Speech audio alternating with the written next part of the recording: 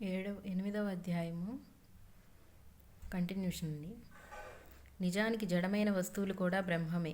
ఆ సత్యాన్ని తెలిపే తమ లీలలను భక్తులు పూజించే విగ్రహాలు, పటాల వరకే సాయి పరిమితం చేశారు. లేకుంటే మన నిత్య జీవితాలే తారుమారవుతాయి. భగవంతరావు క్షీరసాగర్ మరణించాక అతని కొడుకు ఇంట్లోని దేవతా విగ్రహాలకు పూజ నైవేద్యం మానేశాడు. అతడు మొదటిసారి షిరిడీ రాగానే సాయి, ఇతని తండ్రికి నాకు ఆప్తుడు, నాకు నివేదించక తినేవాడు కాదు. ఆయన మరణించాక ఇతడు నైవేద్యం ఇవ్వక నన్ను విఠలుడిని పస్తుంచాడు. ఇతనికి హితం చెప్పడానికి రప్పించాను అన్నారు. తల్లిదండ్రులు చేసిన భక్తి సంతతిని కూడా కాపాడుతుంది. వారి ఇండ్లలో చేసుకున్న పూజలు సాయికి చెందుతాయి. అలానే ఒకప్పుడు కొందరు భక్తులు బాబాను ఫోటో తీయటానికి అనుమతి కోరారు. సాయి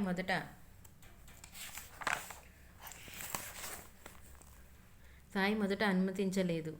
వారు పదే పదే అర్థిస్తుంటే అంగీకరించారు. ఫోటో తీశాక చూస్తే అందులో సాయి పాదాలు మాత్రమే కనిపించాయి. ఆ విషయం చెబితే ముఖ్యమైనది పాదాలే కదా అన్నారు బాబా. అంటే అదే దత్తపాదుకల ప్రాముఖ్యత. మరొకప్పుడు ఆయన అనుమతి పొందకనే ఫోటోలు తీశాడు. తర్వాత చూస్తే అందులో పడినది అతని గురువు చిత్రమే. ఒకప్పుడు కాకా దీక్షిత్ తన కుమారుడి ఉపనయనానికి శ్రీ సాయిని నాగపూర్ ఆహ్వానించడానికి షిరిడీ చేరారు. అదే సమయానికి నానా చందోర్కర్ తన కుమారుడి వివాహానికి సాయిని గ్వాలియర్ ఆహ్వానించడానికి వచ్చాడు. సాయి ఆ ఇద్దరిలో తమ ప్రతినిధిగా శ్యామను తీసుకెళ్లమని చెప్పి తాము కాశీ ప్రయాగ దర్శించి శ్యామ కంటే ముందుగానే గయ చేరగలమని మాట ఇచ్చారు. శ్యామ ఆ శుభకార్యాలకు హాజరయ్యాక వారందరూ కొద్ది మాసాలు అయోధ్యలోను కాశీలోను గడిపి గయలో ఒక పూజారింటికి వెళ్లారు. అక్కడ సాయి పటం దర్శనమిచ్చింది. దాన్ని చూడగానే శ్యామకు ఆనంద బాష్పాలొచ్చాయి. ఆ పూజారి 12 సంవత్సరాల పూర్వం షిరిడీ వెళ్లి శ్యామ ఇంటనున్న ఆ పటం తనకు కావాలన్నాడు. సాయి ఆజ్ఞను అనుసరించి శ్యామ ఆ పటం ఇచ్చాడు. శ్యామ కంటే ఎన్నో సంవత్సరాల ముందే సాయి అచ్చటికి చేరారు. శ్యామ ఆ పూజారి ఇంటనే బస చేయటం ఆశ్చర్యం. అక్కడ కూడా బాబా తమ వాడిని తమ వద్దనే ఉంచుకున్నారు. దోపేశ్వర్ నుండి కాకా మహారాజ్ అనే సిద్ధపురుషుడు ఒకసారి పూనా వచ్చారు. అచ్చటి భక్తులు తమ ఇండ్లకు ఆహ్వానిస్తుండటం వల్ల సాయి భక్తుడు సాటే ఇంటికి రాలేనని ఖండితంగా చెప్పారు. కానీ సాయంత్రం అయ్యేసరికి ఆయన సాటే ఇంటికి వస్తున్నామని కబురు చేసి వచ్చారు. సాటే ఆశ్చర్యపోతుంటే ఆ స్వామి అక్కడున్న సాయి పటం చూపి, ఇక్కడికి వచ్చే వరకు ఆయన నన్ను విడవలేదు అన్నారు. ఇంట్లో సాయి పటం ఉంటే సాయి ఉన్నట్లే. భగవంతుడైన సద్గురువుకు తన రూపాలైన పంచభూతాల ఆధీనంలో ఉంటాయి. వేసవిలో ఒకనాడు ఎండ భరించలేక భక్తులంతా ఇళ్లకు వెళ్లారు. 5 మాత్రం మసీదులో ఉండిపోయారు. సాయి వారిని దుని దగ్గర కూర్చోమన్నారు. కొద్ది నిమిషాల్లో మసీదంతా చల్లబడింది. భక్తులంతా ఆశ్చర్యపోయారు. అలానే ఒకసారి కొండాజీ అనే భక్తునితో సాయి నీ గడ్డివాముకి నిప్పంటుకుంది, వెళ్ళు అన్నారు. అతడు వెళ్లి చూస్తే అక్కడ పొగ కూడా లేదు. సాయి మరలా అలాగే అన్నారు. ఈసారి గడ్డివాము నుండి దట్టంగా పొగలొస్తోంది. దాని చుట్టూ ఎన్నో వాములున్నాయి. గాలి బాగా వీస్తున్నది.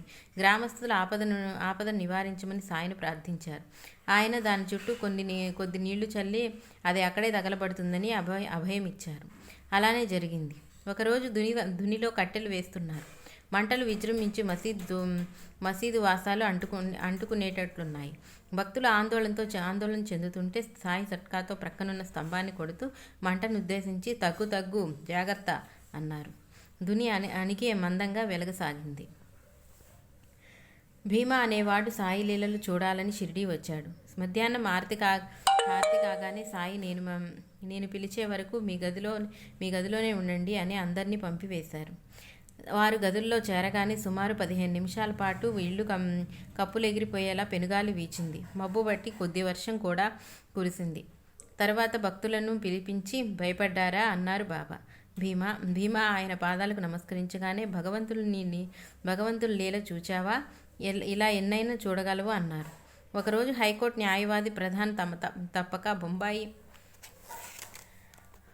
బయలుదేరవలసి ఉన్నది. కానీ అంతలో తీవ్రమైన గాలి, వాన చెలరేగాయి. అలానే పావుగంట సేవ కొనసాగి కాలువలు పొంగితే బొంబాయి చేరలేమని అతడు భయపడ్డాడు. వెంటనే బాబా మసీదును అంచుకు వచ్చి ఆకాశం కేసి చూసి, భగవంతుడా, వర్షమాపు, నా బిడ్డలు ఇల్లు చేరాలి. వారిని సుఖంగా వెళ్ళనివ్వు అన్నారు. వర్షం వెంటనే నిలిచిపోయింది. ప్రధాన్ బయలుదేరి బొంబాయి వెళ్ళాడు. సద్గురు సాక్షాత్తు భగవంతుడు. సర్వ పుణ్యతీర్థాలు వారి పాదాల్లో ఉంటాయని గురుగీత చెబుతుంది. గంగా విష్ణు పాదాల నుండి ఉద్భవిస్తుంటాయి. సద్గురు ఆ విష్ణుమూర్తే. అయితే దాసగను తన హరికథలో సాయిని శ్రీహరిగా కీర్తించినా అతని హృదయంలో అట్టి విశ్వాసం దృఢపడలేదు. భక్తుడికి అట్టి విశ్వాసం ఇవ్వవలసింది కూడా సద్గురువే. ఒక శివరాత్రి నాడు దాసగను గోదావరిలో స్నానం చేసి రాదలిచి సాయి అనుమతి కోరాడు. సాయి గను అందుకోసం అంత దూరం వెళ్ళాలా? శ్రద్ధ భక్తులుంటే ఆ తీర్థాలు ఇక్కడే ఉన్నాయి, లేకుంటే అక్కడ లేవు అన్నారు. ఇవిగో గంగా యములలో అని అతని చేతులు పాదాల వద్ద ఉంచమన్నారు. సన్నగా ధారగా అతని దోసిలి నిండి తీర్థం వచ్చింది. అతడు ఆ నీరు తీసుకొని క్షణమాలోచించి నెత్తిన మాత్రం చల్లుకున్నాడు. బాబా చిరునవ్వుతో మౌనంగా చూచారు. ఆయన సమాధి చెందాక దాసగను మరొక యోగిని దర్శించినప్పుడు ఆ యోగి మూర్ఖుడా, సాయి వంటి మహనీయుల పాదాల నుండి వచ్చిన తీర్థాన్ని ఆయన ముస్లిం అన్న సంకోచంతో శిరస్సును ధరించావే కానీ నోట్లో పోసుకోలేదు కదా, నీకెన్ని జన్మలైనా మరలా అట్టిది లభిస్తుందా? అంతటి మహనీయుడు మరలా దొరుకుతాడా అని మందలించాడు. అభినవ్ తుకారాం అని పేరు పొందిన బాలబు వాసుతార్ మొదట 1917లో షిరిడీ వచ్చాడు. అతను నమస్కరించగానే సాయి నాకితడు 4 సంవత్సరాల నుండి తెలుసు అన్నారు. అతడు మొదట ఆశ్చర్యపోయాడు. కానీ తర్వాత గుర్తొచ్చింది. తాను సరిగ్గా 4 సంవత్సరాల క్రితం బొంబాయిలో మొదట బాబా గురించి విని వారి పటానికి నమస్కరించాడు. అదే బాబా చెప్పినది.